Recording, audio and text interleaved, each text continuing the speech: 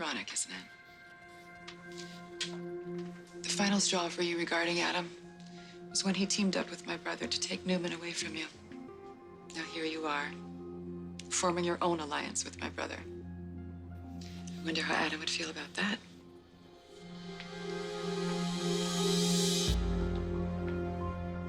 Just like that, you're gonna fire me. Honey, I'm gonna leave you to it. All right, I'm gonna run some errands. I'll see you later.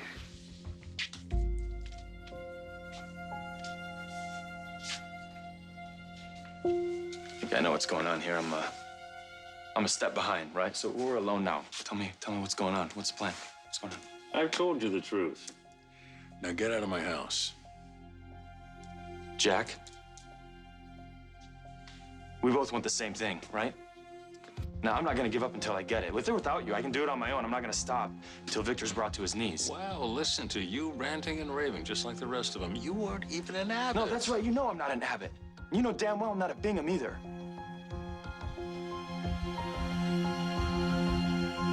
Next on The Young and the Restless. Your delivery arrived. I hope it's sufficient for you to control the situation. What the hell? Who did this to you? Kelly did, with Victor's help. I wasn't calendar. It doesn't say calendar. There's problems. Can you have them fix it, please? They're working on it. Thank you.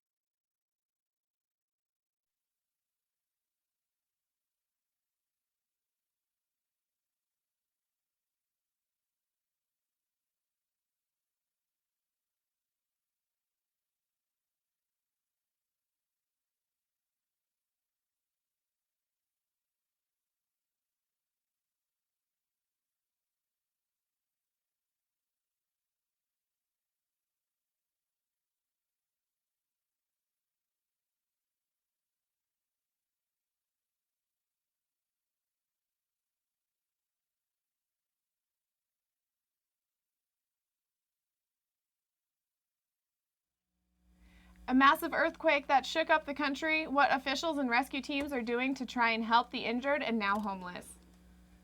And later, we take a look at the UNLV program that teaches women how to protect themselves against sexual predators. Plus, reporter Clarissa Lovett takes us to a place that is constantly changing, and this time it involves chocolate.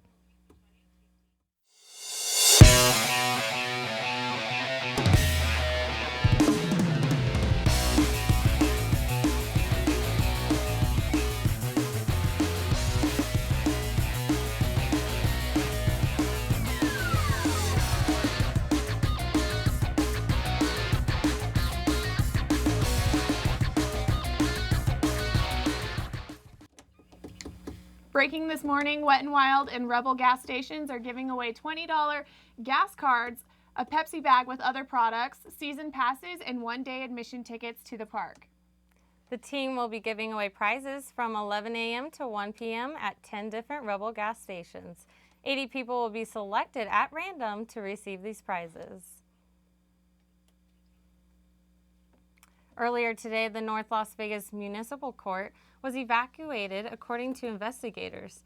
The UNLV-TV say a suspicious package was discovered that caused authorities to clear the building at around 8 a.m. After the scene was cleared, people were allowed back in the building at around 10.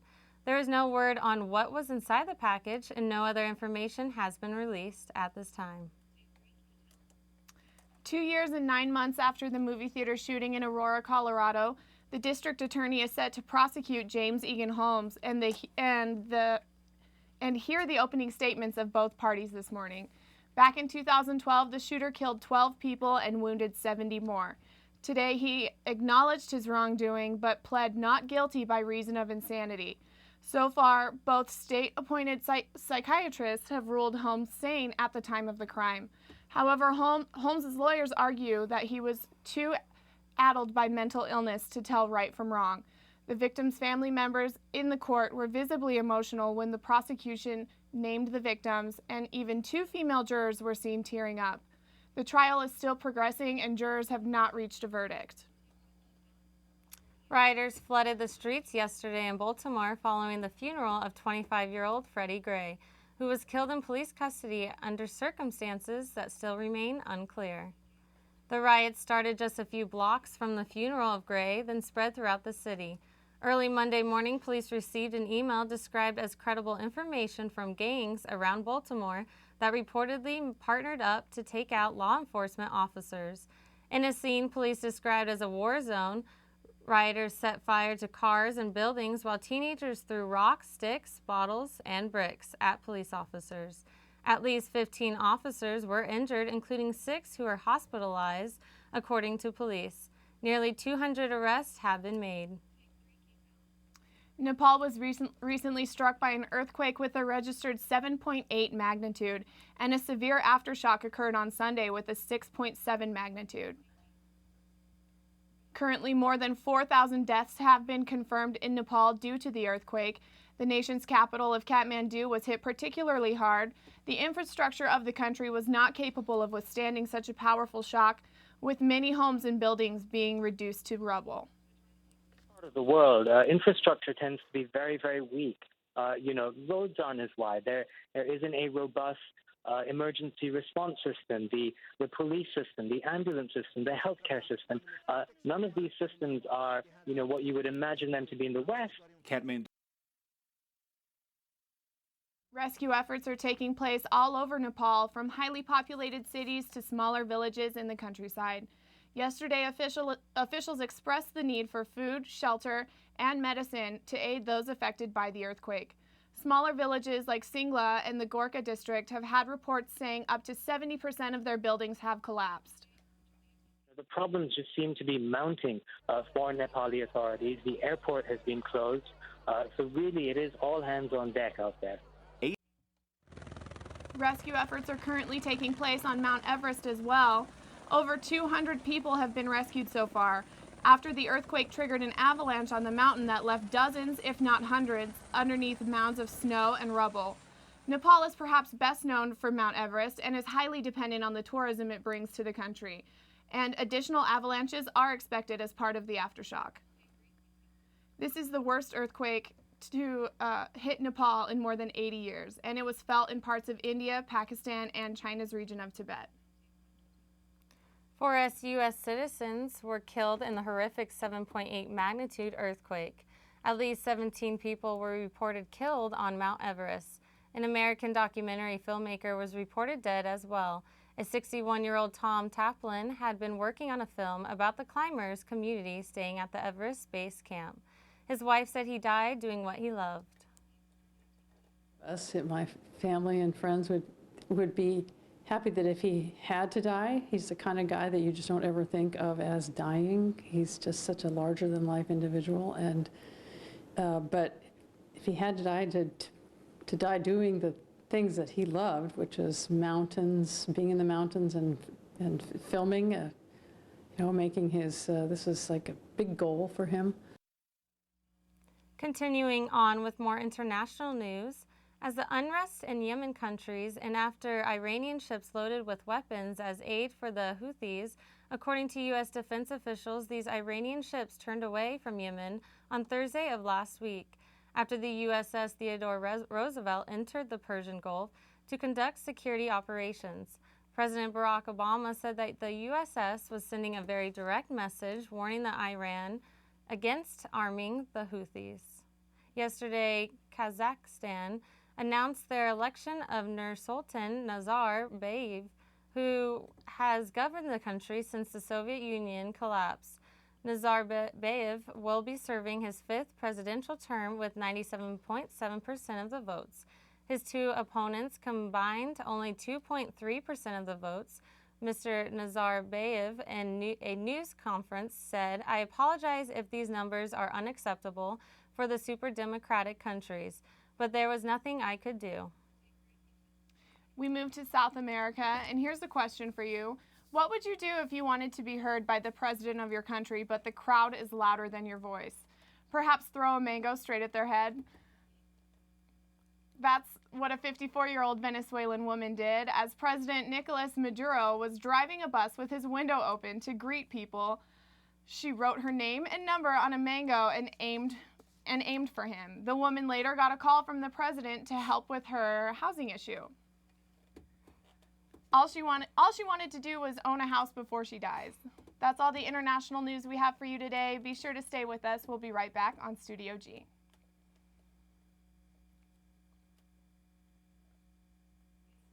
Would you know what to do in a home invasion?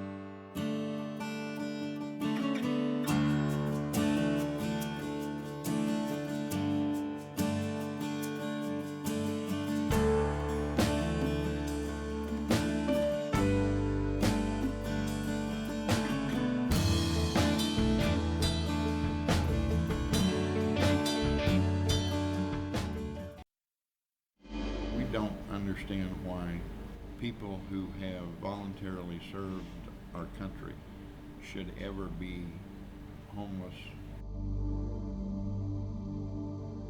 Our goal is to provide them with all the services that we possibly can to get them back on their feet and becoming productive members of society again.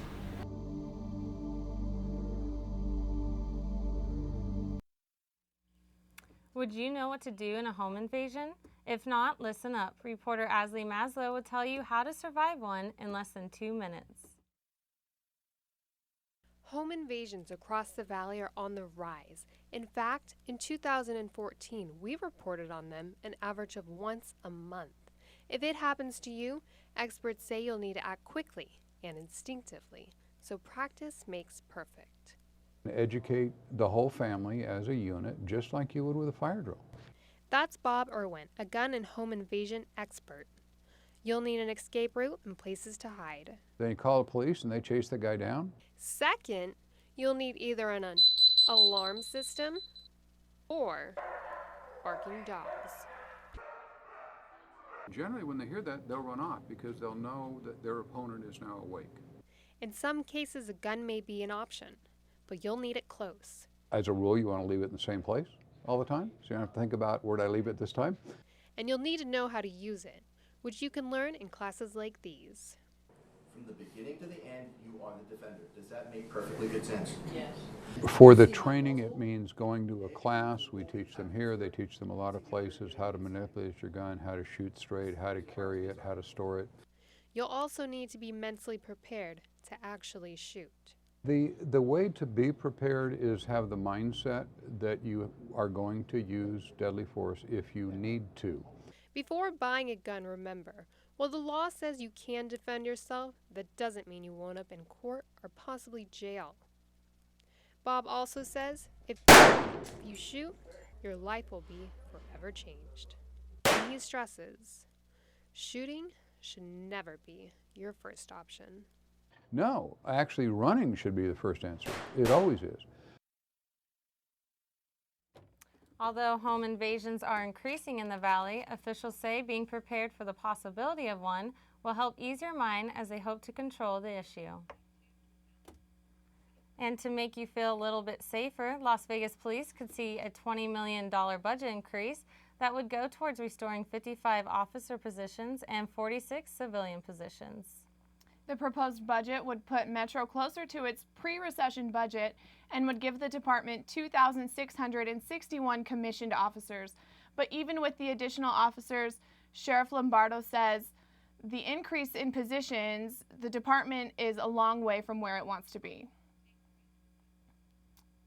Speaking of police, reporter Dina Banning visits the UNLV Police Department to see the Girls on Guard program, training women to protect themselves against potential attackers. The UNLV Police Department is making strides to combat sexual assault on college campuses. Sergeant Denise Murphy leads classes of women in self-defense and explains these concerns. Self-defense is 90% mental and only 10% physical. The whole reason for this is because we know that there's sexual assault that's occurring out there. At UNLV, our whole goal is victim-centered, focused. UNLV staff Anna Toma questions her safety when leaving work and walking to her car at night. There's a lot of crime, not just around the valley, especially around kind of UNLV, just even the area can get kind of scary sometimes. Just pay attention to your surroundings. If you think somebody's following you, the best thing to do is, while you're at a distance, turn around and face that person and say, "Are you following me?" Like that. And most of the time they're going to say, "Oh, that person's not going to make a good victim," and they'll go away. So that's your concern. You're hoping that this class will just equip me to be more prepared, to know what kind of is out there, and if I do happen to find myself in situations that are kind of scary and dangerous, to hopefully get out of it. There's over 107 emergency call boxes throughout the campus that have the blue light on. Get to that emergency call box, press that button, and start yelling out, because it starts recording as soon as the button's pressed. Start yelling out, "I'm being chased," and which way you're going, so that we know. To ensure that these self-defense moves do stay effective, they requested that we not record the class. But if you're interested in these self-defense classes, the next one is May 6th, and you can find out more information on UNLV's calendar. For Studio G, I'm Dina Banning. For more information on the upcoming classes, visit unlv.edu/calendar or email Sergeant Murphy at murphy.denise@unlv.edu. Coming up after the break, reporter Alyssa Stein visits the new robotic lab that opened up for UNLV. Stay with us. I used to have to do things, bad things, just to get by. I was scared to come home sometimes. The gang knew where I lived. Mommy said she couldn't afford it, but I want to be a singer when I grow up. I like singing. I'm not afraid anymore. My life has changed. My dreams are coming true. I realize now that my world is so much bigger.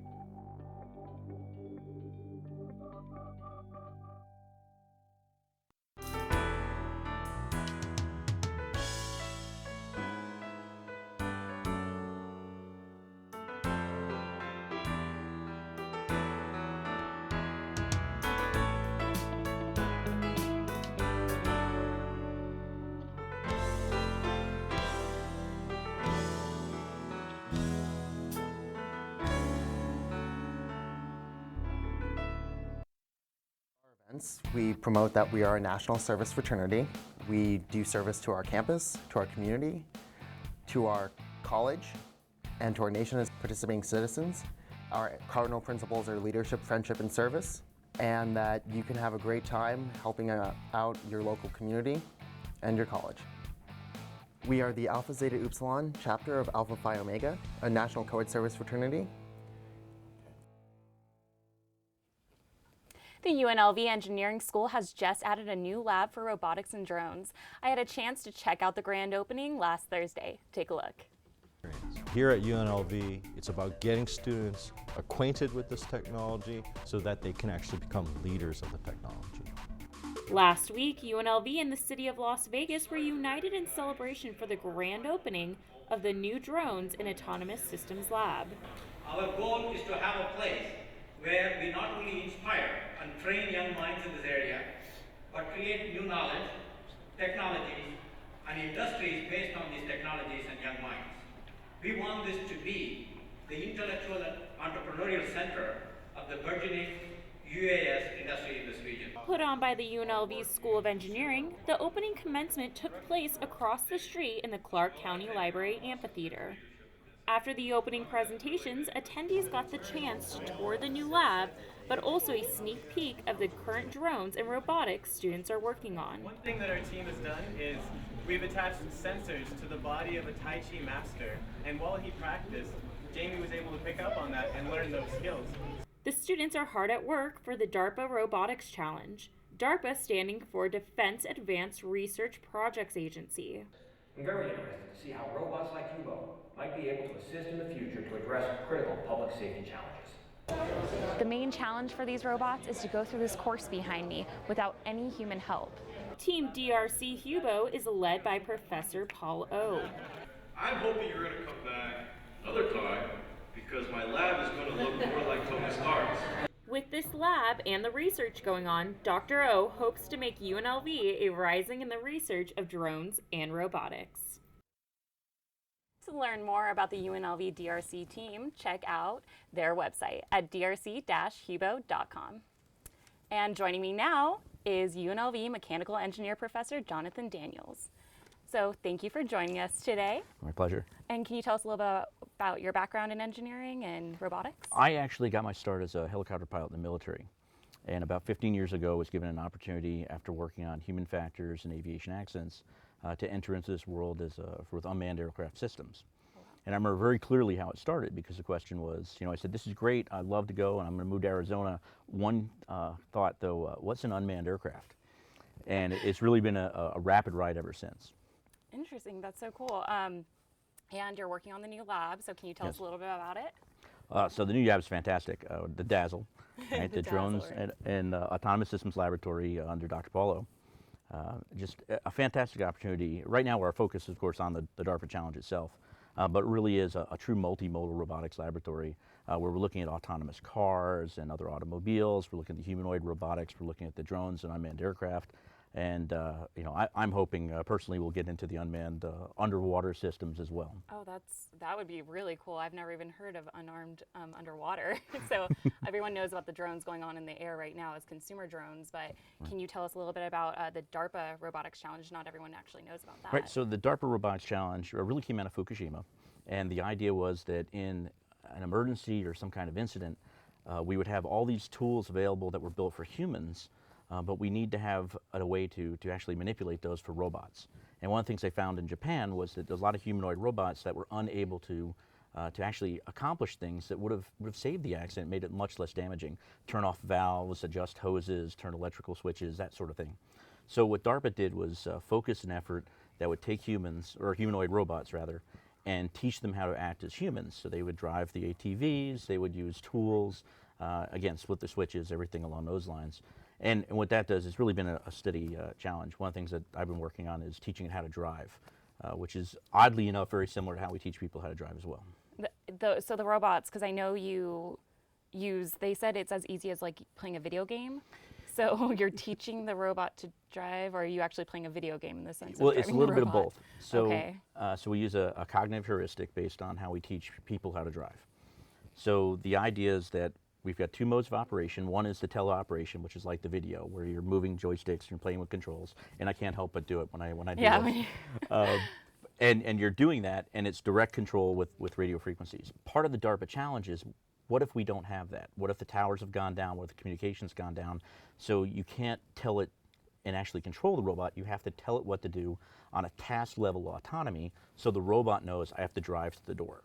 So part of the challenge is teaching a robot how to drive to the door without standing behind it the whole time. That's crazy. And can you tell us about the DRC Hubo, Team UNLV over here? So tell us about Hubo. Yes, Hubo. So Hubo is a Korean made by a company called Rainbow, and helped develop by KAIST, which is a Korean university, very science and technical focused. And what Hubo has done by coming to us is we've got about a several $1 million robot of development, and we're still ongoing. So even as we make changes and we find out things with Hubo as part of our challenge prep, we're working with counterparts in Korea who are also off cycle. So our days are different because of time zones. We're able to just hand that work internationally and have it come back the whole way. And so Hubo, I got to see a little bit of what Hubo can do. He was walking backwards, walking forwards. He actually was handing a kid a water. Right. Is there anything extra special that Hubo can do? Well, one of the neat things that we're really going to take advantage of is walking is very difficult. Yeah. so Hubo has the ability to drive around on its knees because it has like Heelys on its knees. Oh, that's cool. So we're going to take advantage of that and then build him Inspector Gadget type arms that will allow him to reach and grab the different things he needs to control and take advantage of the fact that he's not standing anymore. Now he's hunched down. Oh, that's really cool. What other things are students working on other than the DRC Hubo? Well, like I said, our focus is on the DRC up until June. But we've got students who are coming in for the classes through engineering, who are working on their projects coming up on the finals here 2-3 weeks away. We have some radiation sensors and those sort of things. They're looking at putting on some unmanned aircraft to help fly on a different project. And then we've got the little fun ones, the mini Darwins who play soccer, and just the basic things to learn, how to get the robots to do what you need to do and how to program the code, work with the hardware, all those learning things. It's really new, so most of the UNLV students are really in this sudden fire hose immersion where they have to learn all the different techniques, the hardware, the software, the coding, the whole piece. And that's taking up a lot of the time. But it's really fascinating if you walk around. I never know what's going to be in there one week to the next. Yeah, I mean, they said the greatest thing about this lab is the students are hands-on. And you can't actually, they said, why are we going to just teach out of the books? We want them to learn stuff and create. So is that one of the biggest things about the new lab is that they can actually just have their own world. He's saying something about Tony Stark. It is. It's just like a Tony Stark. Like fully half the lab is configurable. So you have the cubes on one side, the other half is completely open. It's constantly being rearranged based on the projects that are coming in to get the most amount of tools and equipment components available for the students. I would love to walk in there and see the Iron Man suit just standing there one That's day. right. We're getting there. We can only hope. And speaking of the future, what else? What's the future with robotics? Well, it's fascinating because there's so many things that tie into the robotics, and I like to pitch the anthropology, not necessarily just the technology. So one of the offshoots that we have for especially humanoid robotics gets into biomedical applications and prosthetics. You don't normally think about robots and people, but all the advances we've made in prosthetics have really been based on robotics advances as well. So the same thing that lets Hubo make the hand, we can make that hand and then give that to somebody and tie it into their nerves so they have that mental control of it. That's so amazing, and I can't wait to see what the future holds, especially with the UNLV team. Good luck in June, by the way. I hope we win. Thank you for joining us today, and stay with us. We'll be right back.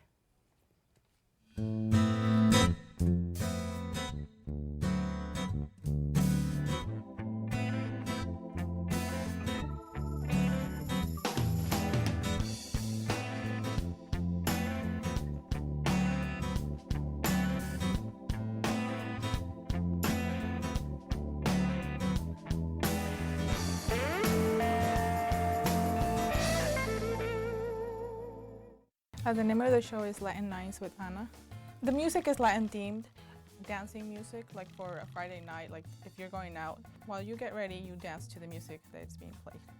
I would like them to have fun with the music that I play, feel connected to me even though that they don't know me, but that the music that I play for them is what they like and what they want to dance to. My name is Anna and the name of my show is Latin Nights with Anna, and you can listen to me at therebelhd2.com. Nearly 3,000 abused and neglected children live in foster care in Clark County because they cannot live safely at home. The CASA program is here to help these children live in safe, permanent homes. By volunteering with CASA, you can make a difference by becoming the voice for these children. Apply now at casalasvegas.org. Today on Family Friendly Las Vegas, reporter Clarissa Lovett tells us about something new attractions taking place down at the Springs Preserve. Take a look. The Springs Preserve has recently opened a new exhibit to showcase their garden of butterflies. It's just a really beautiful place to learn about the types of plants that butterflies like and the butterflies themselves. And we have some great volunteers who are incredibly knowledgeable and can answer all kinds of questions. If you want to learn about things other than butterflies, the Springs Preserve has something for people of all ages to take part in. We have classes and workshops on the weekends for adults and kids. The adult classes are basically primarily gardening classes. We have some cooking classes, some arts and crafts, some photography classes, so there's a lot to do. The Springs Preserve has many things to teach children when they come through, including how to live smart in the desert. Have a sustainability gallery that will teach people all about resource conservation and smart living ecologically in the desert. This summer, children can come out to the Springs Preserve for summer camps. We have a full schedule of summer camps all summer long with a different theme each week. The Springs Preserve is home to a new traveling exhibit every few months, and this time it's chocolate.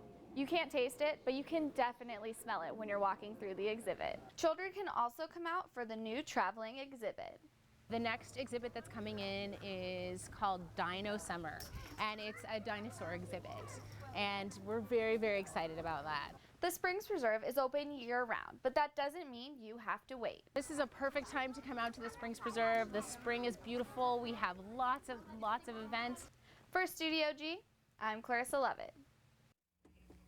The chocolate exhibit will be at the Springs Preserve until May 3rd, so be sure to get there while it is still around. You only have a few days left. Have you ever been? No, I haven't. Have you? No, but I'm going to have to check it out because that has all my favorite things, butterflies, dinosaurs, and Except chocolate. it's a bummer to hear that you can't taste the chocolate. You get to smell it, but I bet it smells delicious. I'm all about that. That's a wrap. That wraps up another edition of Studio G. Join us tomorrow as we keep you posted on new and developing stories around the city. I'm Chelsea Bangle. And I'm Becca Dimmick. Have a great day, Las Vegas.